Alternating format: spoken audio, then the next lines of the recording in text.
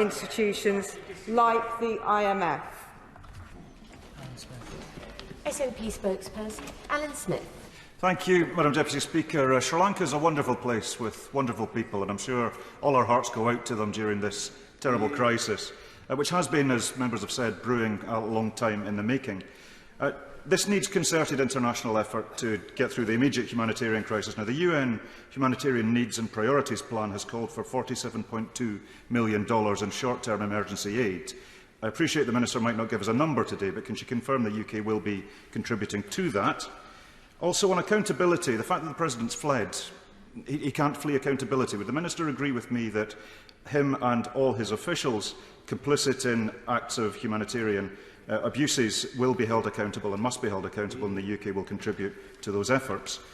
And on the wider point, this was triggered by economics, as we've heard, with inflation at 54% this month, last month, likely to be 70% this month, and that's a terrible cost of living crisis for the ordinary Sri Lankans. Now, that was triggered in part by unmanageable debt. Now, the UK is in an important position in the IMF and the World Bank, and this doesn't just apply to Sri Lanka, and I fear that there's other countries having trouble with unmanageable debt as well. What talks has the Minister had on that? Thank you. Thank you, Madam Deputy Speaker. If I start with the humanitarian support, I would like to provide kind of reassurance that we remain very, very concerned about the impact of the economic and political situation on the humanitarian crisis, and we're working with the United Nations and its agencies in coordination of their Human Needs and Priorities Plan.